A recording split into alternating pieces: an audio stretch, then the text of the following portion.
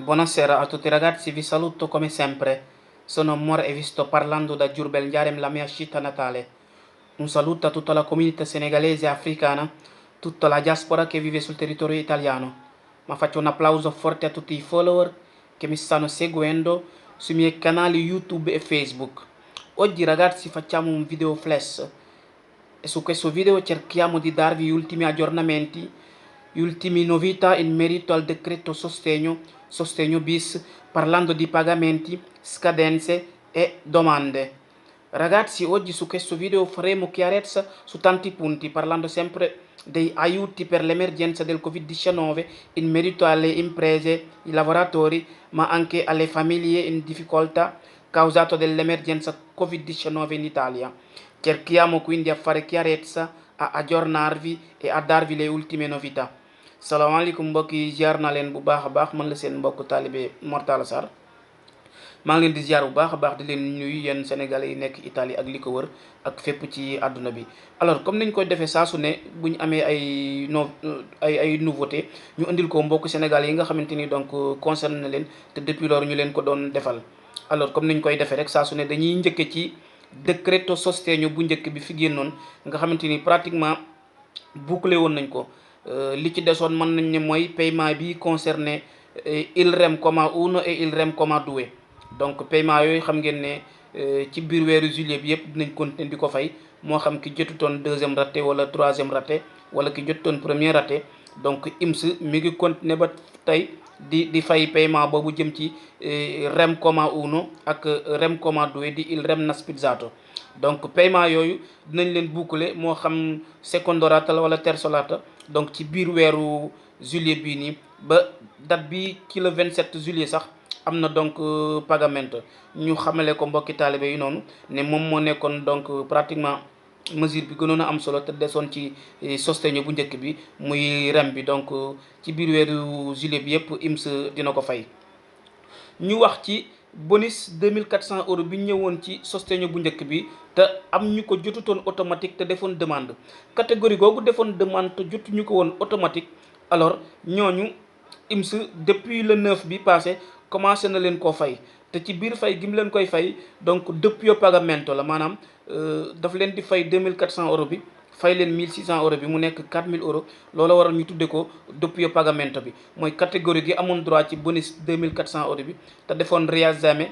donc mu nekk accolta wala ñu dugaloon demande bi ba waroon koo am. paiement boobu donc dañ koy boole ak 1600 euros bi def ko benn pagamento mu nekk donc 2400 euros. loolu depuis le 9 bi passé paiement yooyu démarré woon na te dina dem ba ci biir weeru juillet bi yëpp. ñu xamal ko tamit mbokki taalibe yi. alors beneen mesure bu ñuy wax mooy rem comma due. rem comma due xam ngeen ne mooy rem bi ñëw ci décreto sostegno bis. rem boobu xam ngeen ne demande yi commencé woon na depuis le 1er juillet te demande yooyu nga xamante ni ñoom ñoo commencé woon, moo xam rem comma due la non moo xam rem bis bi la bi nga xamante ni mooy weeru juin juillet août ak septembre di ñeenti raté yooyu noonu, ak li ñuy woowe donc assegno unico figli a ponte ak li ñuy woowe donc bonus agricole wala bonus sectore pesca. IMS xamle na ne demande yooyu dinañ ko commencé élaborer, maanaam dinañ commencé am exito, maanaam ñu mu nekk accolta à partir du 15 donc agosto bi ñuy nekk. demande yooyu dinañ ci commencé jublu pour donc yi ñuy ñu nangu ko fay leen, ak yi nga xamante ni donc dañ leen di ñu rejeté leen. mooy rem bis bi ñëw ci donc sostegno bis, donc assegno ponte ak tamit li ñuy wooye donc bonus agricole. donc à partir du 15 août dinañ ci jublu pour donc demande yi ñu accepté te bu boobaa donc paiement moo ciy topp, ñu xamee ko noonu. ñu wax ba tey ci li ñuy wooye integrazione bonus 2400 euro ak bonus 1600 euro. integrazione boobu ni mu ñëwee woon ci sostegno bu njëkk bi, maanaam ki nga xamante ne bi amoon na bonus 2400 euros bi te doon jël reddito di cittadinanza te intégré ko maanaam boole ko mu nekk benn paiement ci carte reddito di cittadinanza am, noonu lay ñëwewaat ci sostegno bis bii nga xamante ni bi moo fayaat 1600 euros yi ci ñi amoon reddito di cittadinanza te amoon requisiti bonus bi dugal ko bañ intégré leen ko woon ci bonus bu njëkk bi dinañ leen ko intégré waatal ci 1600 euros yi. te nee nañ paiement intégration na boobu sax ñu bëree bëri commencé nañ ko jot ci jamono ji ñuy wax ak yéen te dina continuer di wéy comme ni mu amee woon ci bonus sostegno bu njëkk bi dañ intégré woon reddito di cittadinanza bi ak ki nga xamante ni daa waroon a am bonus bi moo xam nga amoon 500 euros ñu dolli la ci 1900 euros nga amoon 400 ñu dolli la ci 2000 wala nga amoon 700 ñu dolli la ci donc 1700 noonu lañ koy defewaat ci 1600 euros bi automatique képp koo xamante ni donc war nañ la ko intégrel. ñu waxaat ci reddito di cittadinanza tey jii di le 15 commencé woon nañ donc ricarica yi ñi nga xamante ni ñoo waroon am seen ricarica ci le 15 bi donc commencé woon nañ ko jël ñi nga xamante ni le 27 lañ ko doon am ñoom it ba tey it bu le 27 bi jotee incha allah dinañ jot ricarica boobu jëm ci reddito di cittadinanza. alors ñu wax ba tey ci reddito di emergenza. reddito di emergenza ci ñëw ci decreto sostegno bis bi ñuy ñaax mbokki taalibe yi ne képp ku ko mën a dugal nga dem dugal ko moo gën. pourquoi parce que quattro rate la te réquisites yi difficile ut donc résidence lañ lay laaj Italie ISEE bu passé wut 15000 euros sa patrimoine mobiliare ak immobiliare mooy li nga am ci say compte banque ak bien yi nga am ginnaaw bi nga xamante ni bi loolu yaa ngi ko doon déclaré ci li ñuy woowe il DSU di la dichiarazione sostitutiva unica. donc loolu mooy réquisites yi ku ko am rek te il mese di aprile amoo reddito familiare wala reddito boo xamante ni bi bu passé 400 euros la rek mën ngaa dugal rem bi.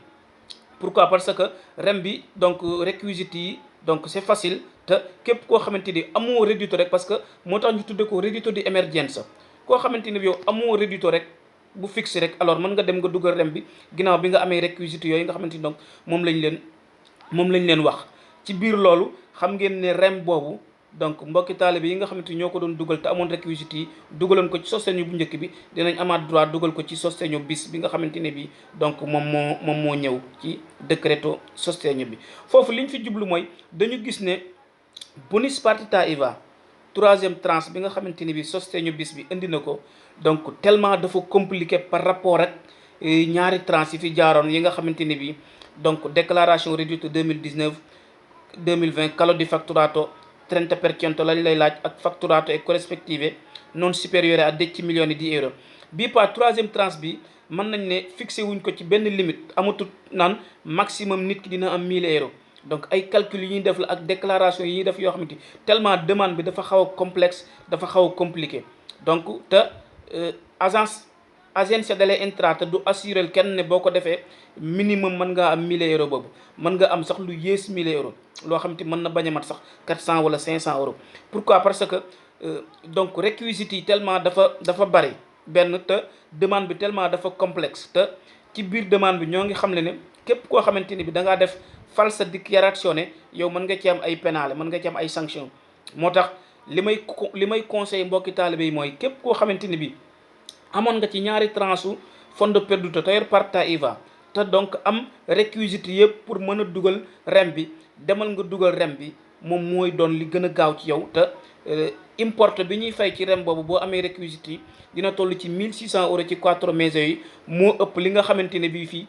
di nga ko gagné fee ci troisième tranche bi te troisième tranche bi wóorul nga jot ci te boo defee false dichiarazione mën nga ci am ay sanctions. donc loolu laay conseil mbokki taalibe yi rem bi moo gën a abordable ci ku am réquisites yi boo ko dugalee dinañ la ko accepter te dinañ la ko fay incha allahu rabbi. ndax troisième tranche fondo perduto partita IVA yi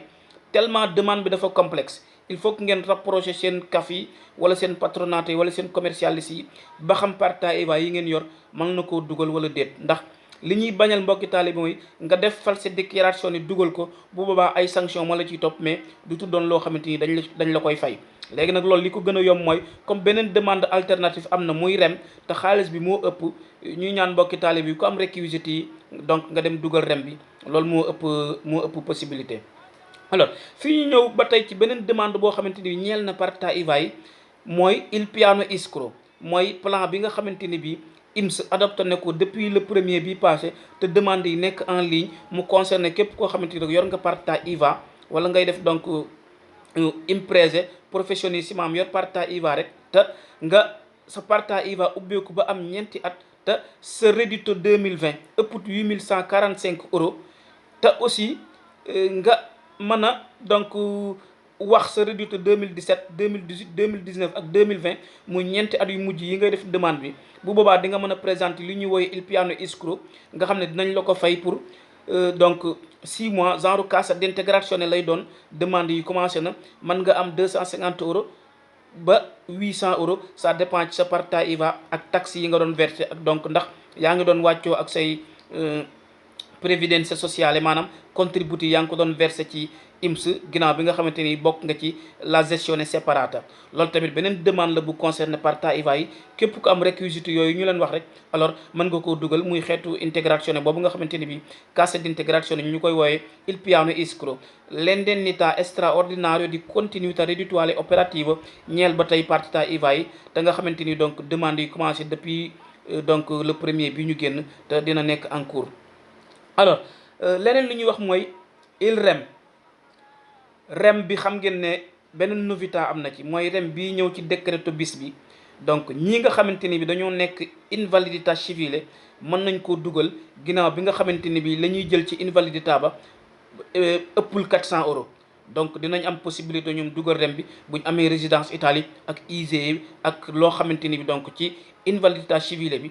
ëppul 400 euros dinañ mën a dugal rem boobu. ñu fàttali ne rem bi réquisite yi ci ki koy dugal nekk single 400 euros ci la toll te weeru avril waroo am donc lu ëpp 400 euros. bu dee reddito familiare jëm ci nucleo familiare weeru avril bi waroo am lu ëpp 800 euros. donc noonu la dikkee rem bi ñaari catégorie yooyu la concerné mooy ki koy dugal nekk single nekk kenn nit ak famille bi nga xamante ne bi nucleo familiare bi koy dugal la te importe bi toll ci 800 euros. donc wax nañ leen ko novità bi ci bees mooy képp koo xamante ni bi rek yaa ngi Italie nekk sénégalais africain te nga nekkoon invalidità civile te li nga ci doon jot ëppul 400 euros mën nga dugal ci rem bi compatible na donc ak rem bi te di nga mën a am donc 4 rate yooyu nga xamante ni bi moom la ñuy fay mbokki taalibe yi nga xamante ni bi donc ñoom ñoo koy dugal. alors fi ñuy ñu wax ci il bonus SAR waxoon nañ leen ko daaw en 2020 ci suñuy vidéo moom mooy donc sostegno al reddito te mu concerné képp koo xamante ni bi rek sa contratto di somministrazione la maanaam agence jël la di la liggéeyloo te nga nekk in stato di disoccupato ba am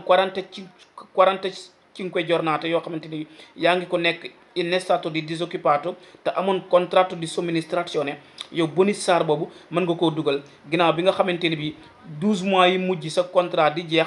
wala 12 mois yi mujj ci avant ngay nekk disoccupato amoon nga 110 jours. boo matalee 110 jours yow di nga am ba 1000 euros boo laajee bonus boobu. bu fekkee mataloo 110 jours ba tey mën nañ la possibilité boo matalee donc 90 giornate di lavoro negli ultimi 12 mesi precedenti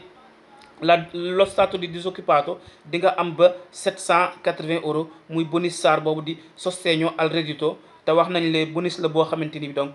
ñii ko gérer mooy donc ñu ñuy wooy donc beneen société la boo xamante ni donc ñoom ñoo gérer bonus boobu. donc te mooy société bi nga xamante ni moom la ñu wooy donc Formatemp mooy fondo per la formazione dei agenti di lavoro. ñoom ñoo gérer bonus boobu nga xamante ni bi ku ci bëgg benn renseignement mën nga dem ci CISL wala donc ci GL wala nga dem ci CAF yi nga informé wu. de ce fait boo amee réquisite yooyu ñu wax rek di nga mën a def bonus SAR boobu noonu. importé bi wax nañ leen ko 1000 euros la ci ku matal 110 jours de lavoro ginnaaw bi nga nekkee disoccupato ba 45 jours. donc 780 euros ci ko am 90 jours de lavoro donc te nekk disoccupato ba 45 jours. alors leneen lu ñuy wax mooy bonus SAR boobu compatible na ak reddito di cittadinanza mën na ànd ak rem mën na ànd ak bonus mën na ànd ak donc NASPI. donc heure boo xamante ni matal nga réquisite yooyu rek mën nga dem nga def bonus boobu noonu. alors ñu wax ci demande fondo perduto per la regione di Abruzzo. xam ngeen ne demande yooyu commencé woon na depuis le 12 juillet bii passé donc te dina dem ba le 3 août.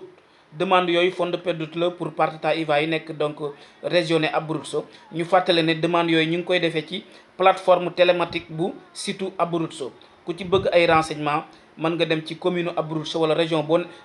dëkk boo nekk ci Abruzzo rek boo demee donc dinañ la fa jox ay informations yu leer jëm ci bonus boobu nga xamante ne bi toll na de 2000 à 4000 euros jëm ci imprese yi partita IVA yi nga xamante ni bi ñoo nekk nella regione di Abruzzo. ñu wax ci riesame bonus 2400 € ak 1600 €. ñi nga xamante ni bi dañoo dugaloon 1600 € bi wala 2400 € bi ñu rejeté leen, ñooñu IMS depuis le 9 juillet bi passé génne na benn circulaire di xamle ne ñooñu am nañ 20 jours pour présenter recours. donc fii ba le 29 juillet képp koo xamante ni bi da ngaa jàpp ne sa demande IMS da cee juum mën ngaa présenter recours fii ba le 29 juillet. donc am nga 20 jours ginnaaw bi circulaire bi génnee di le 9 juillet bi passé pour présenter recours boobu noonu jëm ci bonus 2400 € ak donc 1600 € yi. loolu ki ko xamle mooy IMS, muy bonus 2400 € bi nga xamante ne bii dañ la ko rejeté te nga jàpp ne IMS daa juum, am nga réquisites yi donc wala 1600 € bi am nga possibilité fii ba le 29 juillet pour donc demander li ñuy wax réexamen wala nga def donc recours. alors ñu wax ba tey ci rem sostegno bis bi ak waxoon nañ ko ci début bi bonus agricole ak settore pesca ak aussi assegno unico fili te demande yi commencé woon. nee nañ demande yooyu noonu dinañ ko commencé élaborer, maanaam dinañ ko caytu xool ba xam dañ koy nangu ak fay ko à partir du 15 juillet waxoon nañ leen ko ci début vidéo yi. kon daal li gën a am solo mbokk yi jàpp ngeen ko mooy 2400 € bi fay nañ ko boole ko ak 1600 € bi depuis le 9 ba ci weeru ak juillet bi di jeex. ñi ko waroon a am ñëpp IMS dina leen ko versel mu nekk benn paiement di 4000 €. képp koo xamante ni bi nag jotoo ko te nga jàppoon ne amoon nga 2400 € bi fayal nañ la ko mu des 1600 € bi donc da nga waroon a def demande bi. bu fekkee defoon nga ko dañ la booleel donc ñaar yooyu fay la ko mu nekk benn demande. bu fekkee defoon demande bi ñu fàttali ne ba tey demande yooyu mën nañ ko def fii ba le 31 septembre. depuis le 1er juillet lancé nañ demande yooyu jëm ci bonus agricole ku am 50 giornato nel 2020 te jëloo jëloo reddito di cittadinanza ak koo xamante ni bi donc rem bi donc jotoon nga ko ci décret bu njëkk bi mën nga ko dugal ci deuxième décret bi. ñuy wax ne demande yooyu yëpp dina ubbeeku na depuis le 1er juillet te dinañ jeex donc le 31 septembre. alors fi ñuy jeexale mooy Draghi xam ngeen ne li bëgg-bëggam jamono ji mooy prolonger waat li ñuy woowe donc lo stato di emergenza tubaab di ko wax donc état d'urgence bi nga xamante ne bii moom moo prolongé woon mesures yu bari donc proroga yi ak scadenza yi, blocco dei licenziamenti ak donc la proroga dei documenti scaduti te mu waroon na jeex le 31 juillet bii di ñëw. ki di Draghi bëgg-bëggam mooy prolongé ko ba fii octobre. loolu nag donc am nañ ci information yu xam le ne bëgg nañ koo prolongé waat. donc bu demee ba fës ba doon lu leer rek dañ ko eggewaat mbokki taalibe yi mais xam nañ ne daal compte tenu des derniers événements yu am France ak dernières mesures yu ñu fa jël ak aussi dernier développement yi am ci l'emergenza Covid-19 bëgg-bëggu Draghi mooy prolongé waat lo stato di emergenza ba le 30 ba fii octobre. comme niñ ko waxee ci ay information yoo xamante ni bi donc jot nañ ko. kon daal mbokk yi lii moo fi nekkoon ay information yu ñu leen waroon a baaxee di leen xamal ne képp koo xamante ni bi am nga réquisites yi def rem bi demal nga dugal rem bi moo gën a noppale troisième transparta IVA bi ndax compliqué na te donc li ngay compilare bari na te boo defee falsa dichiarazione ay sanction mën na la cee topp. bonus bi tamit képp ko am réquisites yi fii ba le 31 donc septembre mën nga ko def moo xam agricole la moo xam rem bi la. rem bi ñu fàttali mbokki taalibe yi ne rem bi ñëw ci décréto bis bi moo ngi war a jeex le 31 juillet bi ñu nekk bokkut ak bonus agricole ak bonus stagionale. rem bi le 31 juillet bii lay jeex mooy dernier date scadenza bi. kon képp ku am réquisites yi te war a def rem bi rek alors gaawal nga def rem bi nu mu gën a gaawee. fi ñuy tëjee mooy mbokki taalibe yi ñu envoyé ay audio di ñu laaj ay question wax nañ ko waxati ko dinañ ko waxaat. képp ku am ay question yu la lënt man mënuma la cee jox benn réponse bu concrète donc am na sportello yoo xamante ni loolu mooy seen métier nekk Italie. alors boo fa wootee rek lépp loo soxla ci question wala jëm ci sa demande wala ci say këyit wala bonus dañ la tontu muy l'agenzia delle entrate IMS wala nga woote poste wala questure wala donc préfecture. ñun am na question yoo xam ni mënuñu koo tontu chaque jour dañ koy wax mbokki taalibe yi du question dara mais dañ dut am temps bi. dañ dut am temps comme ça def vidéo détaillé lépp après nag bëgg a tontu question yoo xamante ne bi borom dañuy envoyé audio 2 3 ba 4 minutes loolu duñ ko mën. moo tax dañuy sàkkuwaat ku am ay question ak question bu mu mën di doon rek demal ci patronato yi wala CAF yi wala nga woote IMS ku woote IMS wala agence de l'entrata gratuite la doo fay dara question boo fa exposé dinañ la ko leeral ba mu leer yow mi nekk Italie. donc je pense que loolu moo gën a yomb man mi nekk Sénégal nga bëgg maa envoyé audio 3 wala 4 minutes ci question yoo xamante ni bien mënuma la cee jox benn réponse bu certifié. pourquoi parce que am na ay donc sportello yu gën a compétent yu nekk Italie ku fa demal sa bopp boo demee lépp loo bëgg a laaj dinañ la ko tontu. moo tax en général audio boo xam ne des fois dañ koy ubbi mu doon ay question sincèrement désolé mais mënuñu koo tontu duñ ko tontu ñu ciy ñaaxaan mbokki taalibe yi ñu bàyyi ci xel. ku am demande booy def nag wala dara loo xam ne dafa jëm ci demande boo dugaloon wala lu ñu la war a xoolal mën nañ la koo defal mais question réponse dem leen ci IMS wala agence delle entrate wala ci sportello yi wala CAF yi donc moom mooy doon li gën a gaaw ñu ngi leen di jégalu bu baax a baax seen mbokk taalibe Mor Talla Sarr jërë ngeen jëf.